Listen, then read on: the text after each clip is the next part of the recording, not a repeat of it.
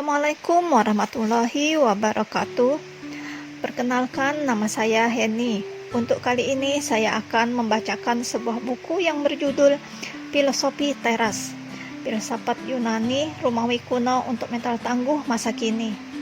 Buku ini ditulis oleh Henry Manampiring yang terdiri dari 12 bab, dan saya akan membacakan buku ini khusus pada bab 9 yang bersubjudul Menjadi Orang Tua.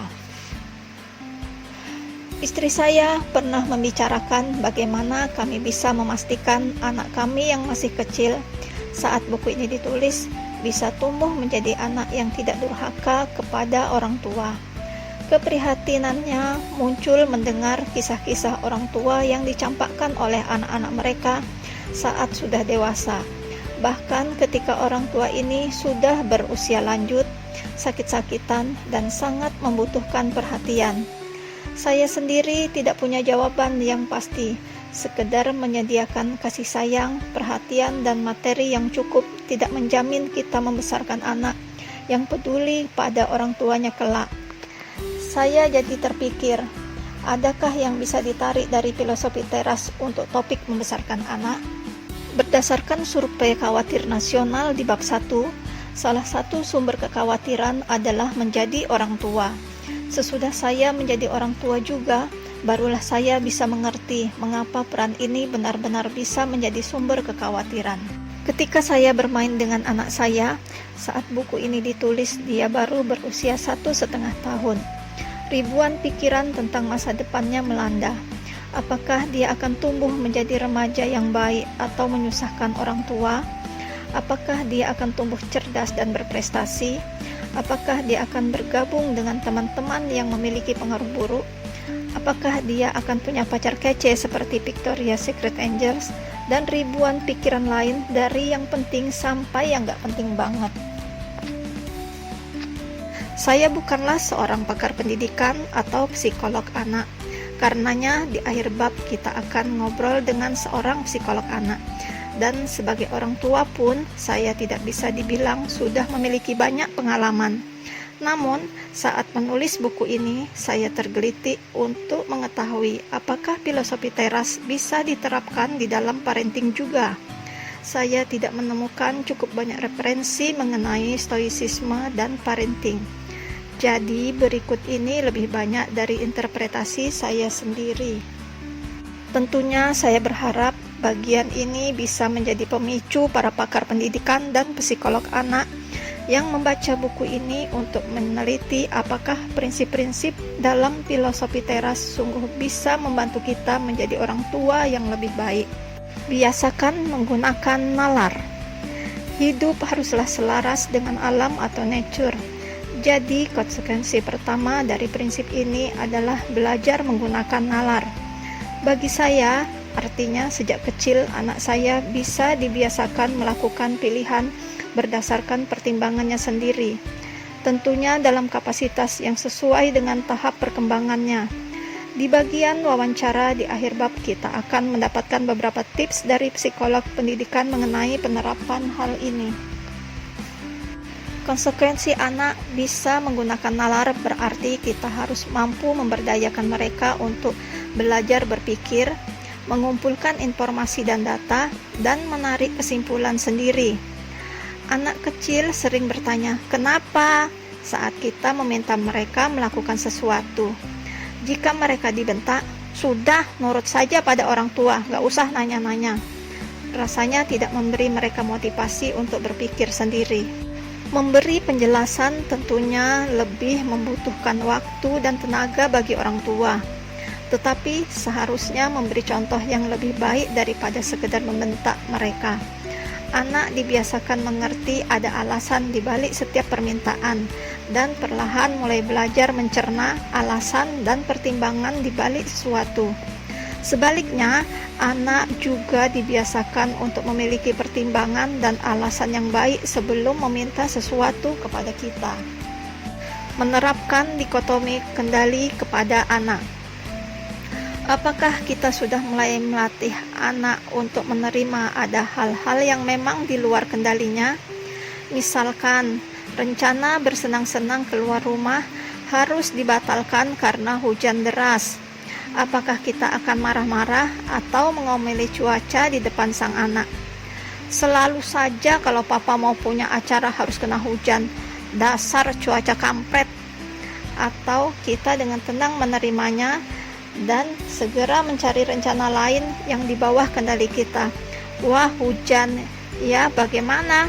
Yuk, cari ide aktivitas lain.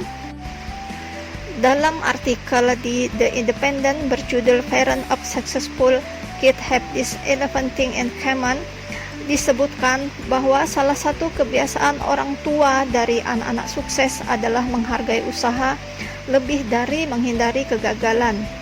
Psikolog Stanford University Carol Dweck menjelaskan bahwa anak-anak dan juga orang dewasa memiliki dua konsep yang berbeda mengenai sukses. Mentalitas pertama, fixed mindset, mentalitas sudah tetap, mengasumsikan bahwa karakter, kecerdasan, dan kreativitas bersifat statis atau tidak berubah. Karenanya, sukses menjadi bukti akan kualitas-kualitas itu. Akibatnya, anak dan orang tua yang memiliki mentalitas ini akan berjuang mati-matian meraih sukses dan menghindari kegagalan agar bisa mempertahankan persepsi saya atau anak saya pintar. Kegagalan dianggap mengancam realitas bahwa anak saya adalah anak yang pintar. Mentalitas kedua adalah growth mindset atau mentalitas bertumbuh. Mentalitas ini justru menyukai tantangan. Kegagalan tidak dilihat sebagai bukti kebodohan, tetapi sebagai batu loncatan yang perlu untuk pertumbuhan mental dan meningkatkan kemampuan kita. Kecerdasan dan kreativitas dilihat sebagai sesuatu yang bisa dikembangkan atau growth dan bukan paket pemberian yang sudah absolut. Contoh perbedaan kedua mentalitas ini adalah bagaimana kita memuji anak saat mereka sukses. Misalnya meraih nilai ujian yang bagus. Jika kita berkata, "Wah, nilai kamu bagus sekali, kamu memang anak yang pintar." Ini akan melahirkan anak bermental fix. Anak mulai tumbuh dengan persepsi bahwa dia memang terlahir pintar. Loh, emang apa salahnya jika anak mengira dirinya pintar? Hal ini bisa berpotensi menjadi dua masalah. Yang pertama, jika dia akhirnya mengalami kegagalan atau kejadian yang sangat mungkin dalam kehidupan nyata, fixed mentality bisa membuatnya terguncang. Katanya saya pintar, kok saya gagal?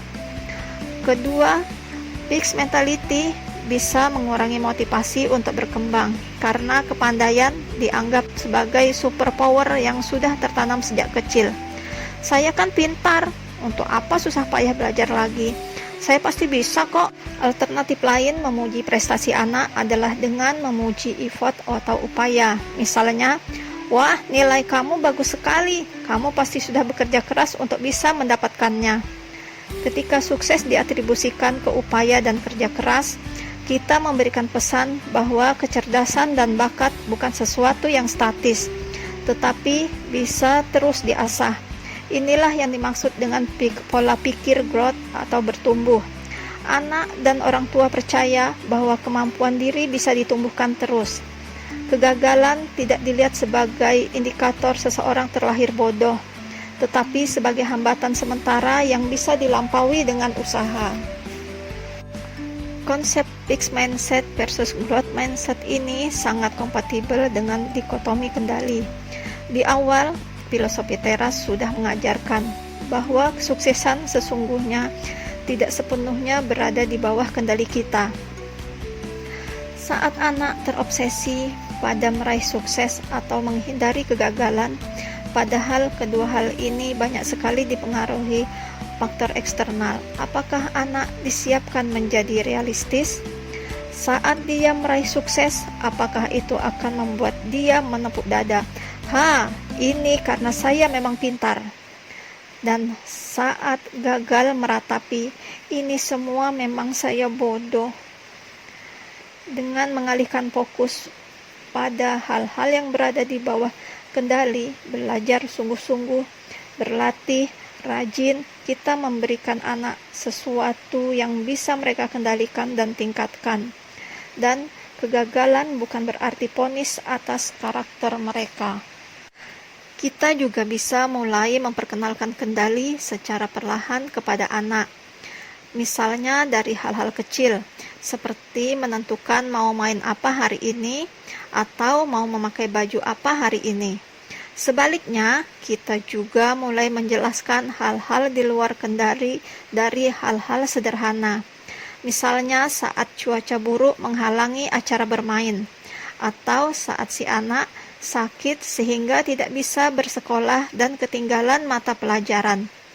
Kita bisa menunjukkan sikap tidak stres karena sakitnya itu sendiri, sesuatu yang di luar kendali orang tua dan juga si anak, dan lebih memfokuskan pada bagaimana bisa mengejar ketertinggalan. Misalnya, semakin bertambah usia sang anak, tentunya percakapan yang kita miliki bisa lebih kompleks dan mendalam.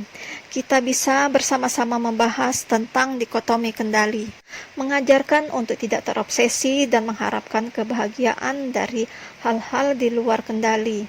Belajar tidak terlalu mencintai hal-hal seperti kekayaan atau ketenaran, dan belajar untuk mengendalikan pikiran kita. Anak yang lebih dewasa juga bisa diajarkan bahwa dia punya kendali sepenuhnya atas emosinya, dan bagaimana sebisa mungkin dia tidak terlalu reaktif pada peristiwa di sekitarnya. Dikotomi kendali bagi orang tua. Mengajarkan dikotomi kendali kepada anak adalah satu hal, tetapi menerapkan ke diri sendiri adalah hal lain lagi. Apakah kita mampu menerapkan dikotomi kendali ke diri kita sendiri sebagai orang tua? Menerapkan dikotomi kendali tidak hanya sekedar urusan memahami hal-hal mana yang ada di luar kendali kita, tetapi juga kerelaan untuk melepas ilusi kendali tersebut. Sebagai orang tua, rasanya melepas sebagian kendali menyangkut anak adalah hal yang paling sulit dilakukan. Saya pun pasti harus melalui ujian tersebut. Ini mungkin bisa menjadi salah satu jawaban terhadap tingginya kekhawatiran para orang tua mengenai peran ataupun anak-anak mereka. Seperti apa dikotomi kendali bagi orang tua? Ada sebagian hal tentang anak kita yang ada di dalam kendali kita. Ada sebagian lagi yang tidak di dalam kendali kita. Ada beberapa hal yang bisa kita kendalikan, misalnya nutrisi, dana pendidikan, dana kesehatan, pilihan sekolah sampai usia di mana mereka mau memilih sendiri, pendidikan nilai-nilai agama kalau kita mau, pendidikan budaya dan etika, pendidikan filsafat, dan lain-lain. Yang lebih berat diterima adalah hal-hal yang seharusnya sudah di luar kendali kita. Yang pertama, kesehatan mereka. Kita memang bisa memilihkan nutrisi dan imunisasi bagi mereka, tetapi pada akhirnya datangnya penyakit tidak bisa sepenuhnya kita tangkal. Apalagi kecelakaan yang bisa menimpa anak kita, tidak hanya di jalan raya, di lapangan basket atau sepak bola di dalam sekolah pun anak kita bisa cedera. Yang kedua, minat dan hobi mereka. Apakah kita rela mereka memiliki hobi apapun? Ataukah diam-diam kita ingin mereka menekuni hobi tertentu saja? Ketiga, aspirasi studi atau kuliah. Apakah kita mendukung jika mereka ingin kuliah jurusan tertentu yang mungkin tidak sesuai dengan ambisi dan impian kita sebagai orang tua? Kita mungkin bisa mencoba membujuk dengan argumen, tetapi apakah kita akan membiarkan sang anak menentukan sendiri pilihannya? Atau kita akan memaksa mereka wajib mengambil bidang studi tertentu dengan alasan, kan saya yang bayarin kuliahnya. 4. Pilihan pacar sampai pasangan menikah. Mungkin kondisi dari zaman Siti Nurbaya belum banyak berubah sampai hari ini. Masih ada orang tua yang ingin memiliki hak suara dalam pemilihan pasangan hidup. Terkadang, orang tua memiliki kriteria-kriteria tertentu yang bisa sangat membatasi. Harus dari suku tertentu, harus dari latar belakang keluarga tertentu, harus dengan yang berdomisili di kode pos tertentu. Kan lumayan kalau alamat besan di perumahan tajir, harus tinggi badan tertentu, dan lain-lain. Hati dan perasaan si anak tentunya adalah miliknya. Sampai sejauh mana masih ingin kita kendalikan? Kelima, bahkan sesudah sang anak berkeluarga pun masih banyak orang tua yang ingin mengendalikan hidup si anak. Mulai dari masakan apa yang harus dibuatkan menantu, nama anak, sampai cara melipat popok si cucu dan lain sebagainya. Tapi kan maksud kita baik. Filsuf Stoa akan berkata bahwa poinnya bukanlah maksudnya atau intention, tetapi bahwa kita harus bersiap terhadap kekecewaan, kemarahan, air mata, dan rasa frustasi ketika kita memelihara ilusi bisa mengendalikan kehidupan anak yang tidak berada di bawah kendali kita. Trikotomi kendali dari William Irvine rasanya sangat relevan diterapkan. Sebagai contoh, misalnya urusan memilih bidang studi. Tentu orang tua memiliki perspektif tertentu mengapa ingin si anak memilih kuliah tertentu. Berdasarkan pengetahuan dan pengalaman orang tua, misalnya dengan meyakini karir atau profesi tertentu akan lebih menjamin penghidupan si anak kelak. Dalam model trikotomi kendali, pilihan akhir sang anak tetaplah miliknya dan tidak di bawah kendali kita. Namun, kita bisa fokus pada tujuan internal atau internal goal, yaitu menerangkan sebaik-baiknya mengapa anak harus mempertimbangkan sebuah jurusan dengan semua aspek positifnya. Jika kita sudah sampai di tahap tersebut, berarti kita sudah cukup berbuat dan bisa berpuas diri. Namun, keputusan terakhir ada di tangan sang anak. Begitu juga dalam pilihan pasangan hidup. Pilihan hati bukan di bawah kendali kita, tetapi kita bisa berbagi pengalaman kita dalam urusan relationship dan memberi nasihat dari perspektif kita. Sudah sampai di situ saja. Jika kita sudah sampai di tahap tersebut, berarti kita sudah cukup berbuat dan bisa berpuas diri. Namun, keputusan terakhir ada di tangan sang anak. Begitu juga dalam pilihan pasangan hidup. Pilihan hati bukan di bawah kendali kita, tetapi kita bisa berbagi pengalaman kita dalam urusan relationship dan memberi nasihat dari perspektif kita. Sudah sampai di situ saja. Usahakanlah agar kamu meninggalkan anak-anak yang terdidik dengan baik dan bukannya kaya atau harta. Karena mereka yang terdidik memiliki harapan yang lebih baik daripada kekayaan si bodoh atau ignorant. Epictetus Discourse. Terdidik di sini memiliki makna yang jauh lebih luas dari sekedar pendidikan formal, tetapi mencakup pendidikan nilai-nilai dan filsafat hidup yang seharusnya datang dari orang tua. Etos kerja keras, jujur, memperlakukan orang lain dengan baik, bangkit dari kegagalan, dan lain-lain. Tidakkah kita melihat etos kerja tersebut di banyak kisah inspirasi orang-orang yang sukses? Mereka menjadi ulet, tangguh, tidak mudah putus asa, bijak dalam memperlakukan orang lain. Semua itu karena ditanamkan oleh orang tua sejak kecil. Menurut Epictetus, meninggalkan bekal ini kepada anak jauh lebih baik daripada meninggalkan warisan harta kekayaan kepada anak tanpa kebijaksanaan. Pendidikan bagi anak laki-laki dan perempuan. Tidak ada macam kebajikan yang hanya untuk laki-laki dan kebajikan lain untuk perempuan. Seorang laki-laki harus memiliki akal sehat, begitu juga perempuan. Apakah gunanya seorang laki-laki dan seorang perempuan yang sama-sama bodoh? Musonius Rufus Lectures. Musonius Rufus membahas khusus mengenai pendidikan laki-laki dan perempuan. Menurutnya, laki-laki dan perempuan sama dalam hal-hal berikut: kemampuan bernalar atau reasoning, panca indera dan anggota tubuh, keinginan untuk kebajikan, keinginan untuk perbuatan baik, dan ketidaksukaan akan kejahatan.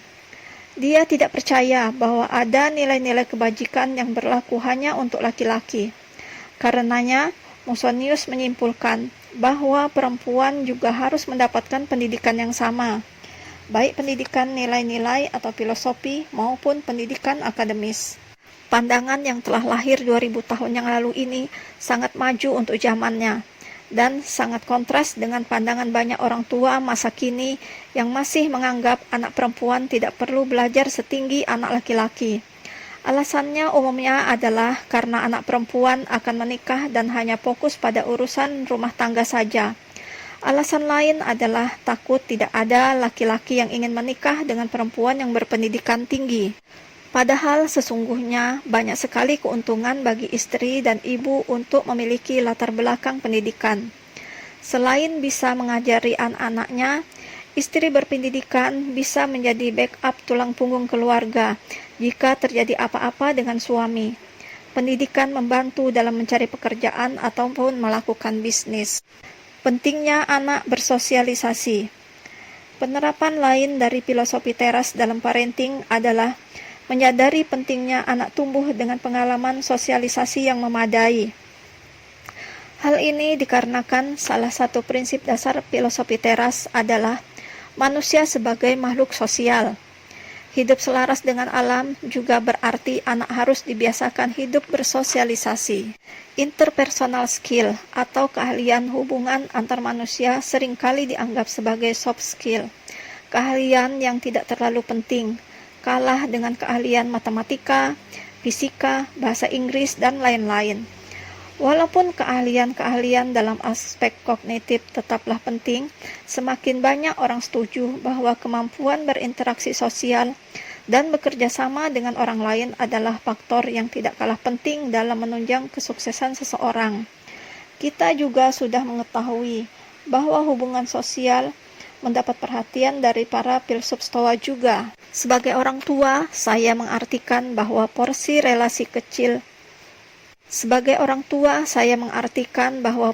relasi sosial ini harus diperhatikan dan ditumbuhkan dalam anak sejak kecil. Saya sering mendengar kisah anak-anak yang kesehariannya tenggelam dari satu kursus ke kursus yang lain, matematika, renang, balet, taekwondo, programming, dan lain-lain. Jika kegiatan-kegiatan tambahan itu membuka peluang si anak berhubungan dengan orang lain, tentunya tidak apa-apa. Akan tetapi, jika anak terlalu banyak diikutkan dalam kegiatan yang bersifat individu dan soliter atau kesendirian, misalnya terlalu banyak bermain game, maka dia mungkin tidak mendapat banyak kesempatan berinteraksi dengan anak lain, belajar berkomunikasi, bekerja sama, termasuk merasakan konflik dan belajar mengatasinya. Di tengah tren ketemperamen introvert, latihan hubungan sosial ini tidak berlaku hanya kepada anak-anak ekstrovert. Anak-anak introvert pun memiliki kebutuhan berhubungan dengan anak-anak lain.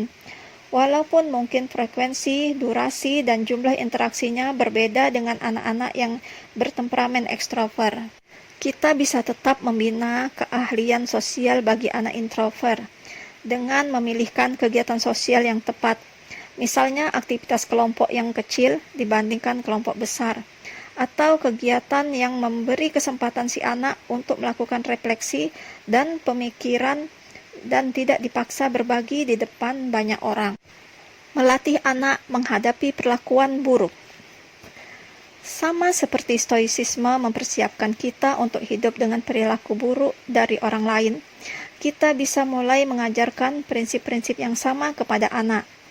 Prinsip STAR bisa mulai diteladankan ke anak. Jika kita sendiri sebagai orang tua cepat emosional mendengar perlakuan anak lain kepada anak kita, maka ini teladan yang juga akan dipelajarinya.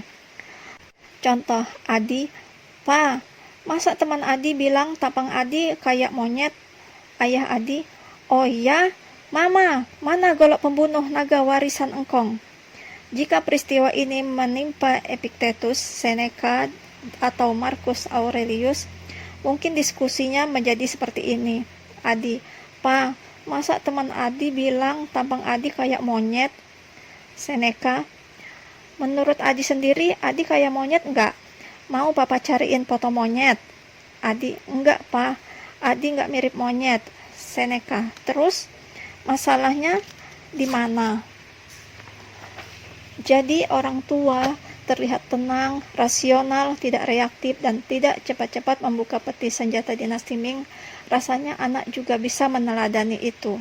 Orang tua STAR akan membesarkan anak-anak yang STAR juga. Asik. Melatih anak menghadapi kegagalan. Mungkin saya naif, tapi saya benar-benar percaya bahwa kegagalan adalah guru yang terbaik. Apalagi ini juga diucapkan Yoda di Star Wars, The Last Jedi. Ingat yang dikatakan Seneca, kemalangan memperkuat mereka yang ditimpanya. Apa prinsip filosofi teras yang bisa diterapkan ketika anak harus menghadapi kegagalan atau kemalangan? 1. Melatih interpretasi terhadap kemalangan atau kegagalan. Saat anak kita gagal di sekolah atau perlombaan, sikap seperti apa yang kita tampilkan? Memarah-marahi dia, menuduh juri buta, curang, atau disuap, ikut-ikutan meratapi nasib, atau kita bisa menunjukkan sikap yang tenang. Karena dalam stoicisme, kalah dan menang itu hanya sebuah fakta. Makna atau value judgment dari fakta itu sepenuhnya dari kita. Kita bisa mengajarkan anak kita bahwa kegagalan dan kemalangan adalah musibah atau kebodohan, atau mengajarkan bahwa ini adalah fakta hidup biasa, dan yang penting apa yang bisa dipelajari untuk kedepannya. Kedua, mengidentifikasi dan mencegah pola pikir 3P, personalization, pervasiveness, permanence pada anak. Kita harus cepat mengidentifikasi jika anak mulai terjebak dalam pola pikir 3P. Menyalahkan diri sendiri secara berlebihan atas sebuah kegagalan atau musibah. Kembali ke dikotomi kendali. Memperlebar masalah ke aspek hidup lain. Karena saya gagal mendapat nilai 10 di matematika, artinya saya anak yang bodoh di semua hal. Dan menganggap rasa kecewa akan berlangsung selamanya. Stoicisme adalah filosofi yang sangat praktis dengan orientasi manajemen emosi melalui kendali nalar, persepsi, dan pertimbangan. Karenanya, ia bukan filosofi untuk orang dewasa yang pemikir saja. Menurut saya, prinsip-prinsipnya sangat relevan untuk ditanamkan sejak usia dini.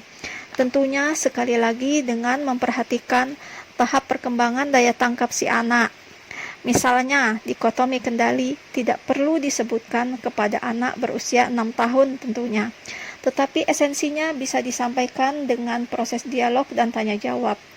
Ketika anak semakin dewasa, konsep-konsep filosofi teras bisa disampaikan dengan lebih gamblang. Tidak merasa anak berhutang budi kepada kita? Pernahkah kita mendengar ujaran seperti ini?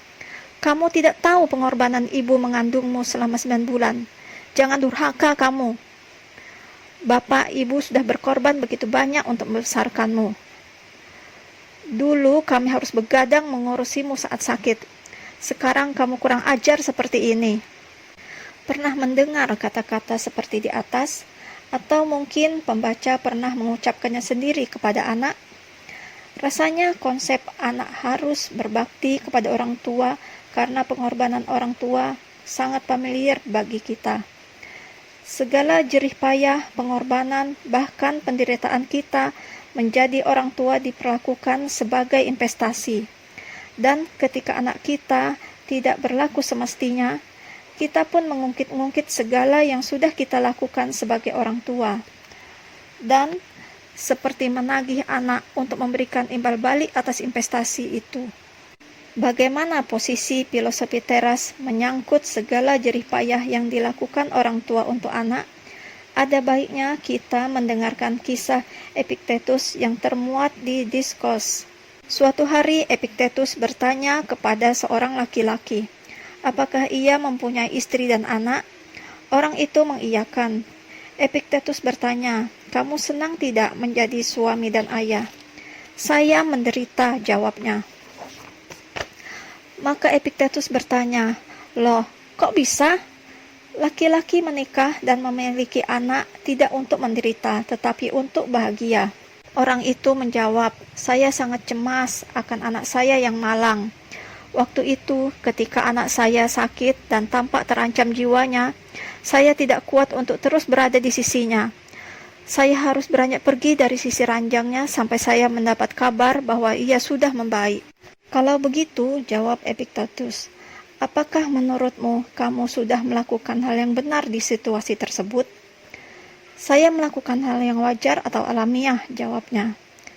Jika kamu bisa meyakinkan saya bahwa kamu sudah berlaku wajar atau alamiah dengan meninggalkan putrimu yang sakit, maka saya siap mendukungmu bahwa apa yang kamu lakukan sudah benar karena sudah selaras dengan alam. Ini adalah hal yang harus dirasakan hampir semua ayah. Saya tidak menyangkal reaksimu waktu itu terjadi, kata Epictetus. Isunya di sini adalah apakah reaksimu meninggalkannya saat sakit itu harus dilakukan. Karena jika mengikuti jalan pikiranmu tadi, maka tumor adalah hal yang baik bagi tubuh. Karena tumor timbul secara alami. Jadi, tunjukkan pada saya bahwa apa yang kamu lakukan, meninggalkan anakmu saat sakit adalah hal alami. Rasanya saya tidak mampu. Ya sudah, bagaimana kalau Anda yang menunjukkan mengapa hal yang saya lakukan tidak selaras dengan alam dan tidak semestinya terjadi? Katakan pada saya, apakah kasih sayang antar keluarga adalah hal yang baik dan selaras dengan alam? Tentunya. Setujukah kamu bahwa segala hal yang rasional juga selaras dengan alam? Setuju? Artinya, apa yang rasional tidak mungkin bertentangan dengan kasih sayang keluarga, benar? Harusnya tidak ya. Karena jika hal rasional bertentangan dengan kasih sayang keluarga, maka yang satu selaras dengan alam dan satunya lagi tidak. Benar. Karenanya, jika ada sesuatu yang bersifat kasih sayang dan juga rasional, maka kita dapat berkata bahwa hal ini benar dan baik. Setuju. Untuk beranjak pergi dari sisi anakmu saat ia sakit bukanlah hal yang rasional, dan saya yakin kamu pun setuju dengan pernyataan ini. Sekarang tinggal menentukan apakah tindakan meninggalkan anak saat sedang sakit sesuai dengan kasih sayang keluarga. Oke, mari kita coba. Apakah bisa dibenarkan bahwa kamu yang katanya menyayangi anakmu meninggalkan dia? Mari kita bahas ibunya. Tidakkah ibunya juga sayang pada putrinya? Tentu saja. Kalau begitu, haruskah dia juga meninggalkan putrinya? Tentu tidak. Bagaimana dengan perawatnya? Apakah perawatnya juga sayang pada si anak ini? Dia sayang pada anak saya. Kalau begitu, dia harus meninggalkan juga putrimu? Ya tidak dong. Dan guru putrimu, apakah dia juga sayang pada anakmu? Betul. Kalau meninggalkan putrimu yang sakit adalah tanda sayang, maka seharusnya anakmu ditinggalkan oleh kedua orang tuanya dan juga oleh semua penjaganya yang menyayanginya, agar dia mati dikelilingi orang-orang yang tidak peduli kepadanya. Waduh, tentu tidak. Jika kamu sendiri sakit, apakah kamu mengingini keluargamu, istrimu, anak-anakmu, dan seluruh isi rumahmu menelantarkanmu sendirian sebagai bukti mereka sayang padamu? Tidak mau. Kamu hanya berharap ditinggalkan seseorang saat kamu sedang sakit, hanya jika orang itu adalah musuhmu, bukan? Karenanya, kesimpulannya adalah apa yang kamu lakukan dengan meninggalkan putrimu saat sakit bukanlah tanda kasih sayang sama sekali. Percakapan antara Epictetus dengan seorang ayah ini bagi saya menunjukkan bahwa menyayangi dan merawat anak kita dalam kondisi apapun adalah hal yang selaras dengan alam dan juga sudah semestinya dilakukan oleh orang tua yang menyayangi anak kita. Jika kita memutuskan menjadi orang tua dengan melahirkan jiwa baru ke dunia ini, maka merawat dan menyayangi mereka sudah menjadi konsekuensinya, terlepas apakah anak kita akan membalasnya atau tidak. Jika kita memahami ini, maka kita tidak akan menagih anak untuk hal-hal baik yang telah kita berikan untuknya. Karena itu, semua sudah semestinya dan baik kita lakukan. Ini bagaikan seorang dokter yang terus-menerus mengingatkan dan menagih hutang budi kepada kita karena dia sudah menyembuhkan kita dari sakit. Lah, Kan memang sudah tugasnya. Anak memang bisa diharapkan untuk berlaku sopan dan hormat kepada orang tua. Namun, jika dia tidak melakukannya, kita tidak perlu berusaha membuatnya merasa bersalah dengan mengungkit-ungkit segala hal yang memang sudah semestinya kita lakukan sebagai orang tua. Menghadapi kehilangan anak. Saya pernah mendengar seseorang berkata, "Tidak ada kesedihan yang lebih besar dari kesedihan orang tua yang harus menguburkan anaknya." Anak menguburkan orang tua adalah sesuatu yang lumrah. Yang lebih tua harus terlebih dahulu meninggalkan yang lebih muda. Namun, untuk bisa mengandung, membawa manusia baru ke dalam dunia sebagai anak, dan kemudian harus menyaksikannya meninggalkan kita juga tak terbayang duka yang bisa dirasakan. Apa yang bisa ditawarkan filosofi teras di dalam situasi ini? Saat Seneca, sang filsuf yang juga seorang politisi, harus menjalani pembuangan di Pulau Korsika oleh Kaisar Claudius, ia menyadari duka yang dirasakan oleh ibunya yang masih hidup, Hevia. Di masa itu, jika seseorang dihukum buang, tidak ada yang tahu kapan hukuman itu harus berakhir. Terkadang, pembuangan baru berhenti saat terjadi pergantian kekuasaan. Di dalam pembuangan, Seneca menuliskan surat untuk menghibur hati ibunya.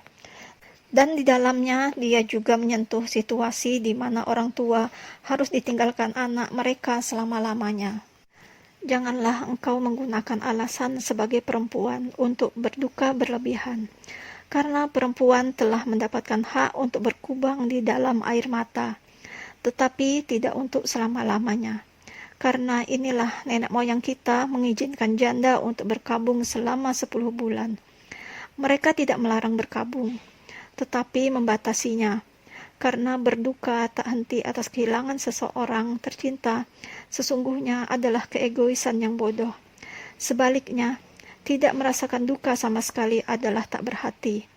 Jalan tengah terbaik antara kasih sayang dan akal sehat adalah untuk merasakan kehilangan dan di saat yang sama menaklukkannya. Saya mengerti bahwa emosi yang begitu kuat sulit dikendalikan oleh kita, apalagi emosi yang lahir dari duka cita.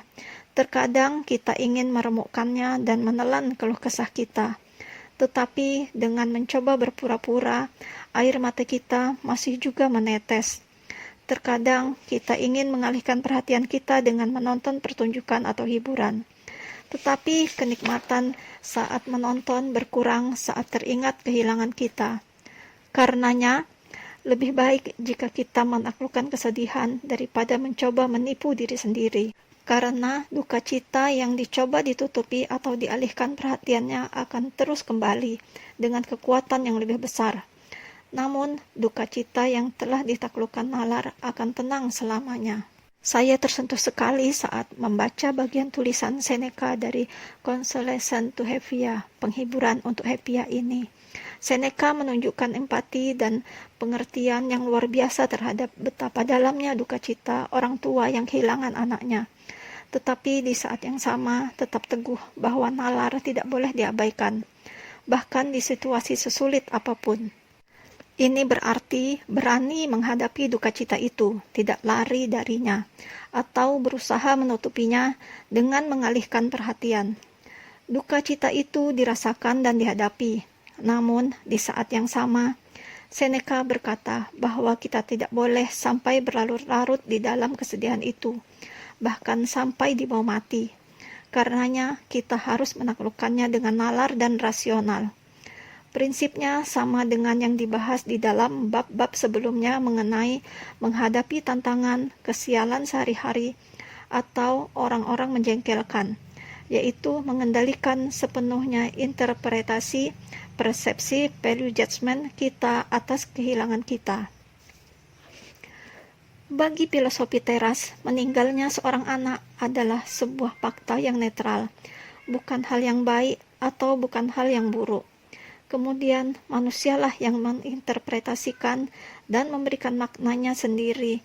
Misalnya, anak saya meninggal karena hukuman Tuhan atas dosa-dosa saya. Anak saya meninggal karena kesalahan saya dan saya adalah ibu yang buruk. Anak saya dipanggil pulang. Ini sudah rencananya dan saya bersyukur ia pernah hadir dalam hidup saya. 3. Fixed versus growth mindset. Fixed mindset menganggap kecerdasan dan bakat adalah sesuatu yang statis, nasib. Growth mindset percaya kita semua bisa berkembang menjadi lebih baik lagi. 4. Dikotomi kendali bagi orang tua.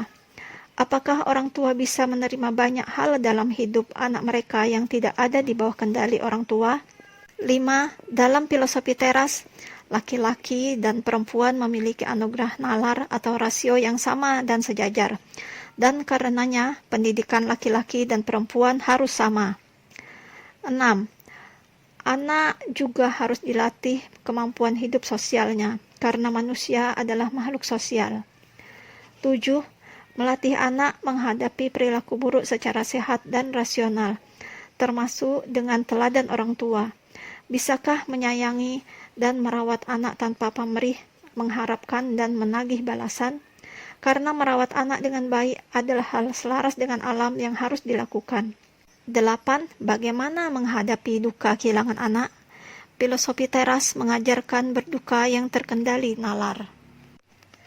Demikian isi dari bab 9 pada buku Filosofi Teras, Filsafat Yunani Romawi Kuno untuk Mental Tangguh Masa Kini, yang ditulis oleh Hendry Manampiring. Terima kasih. Wassalamualaikum warahmatullahi wabarakatuh.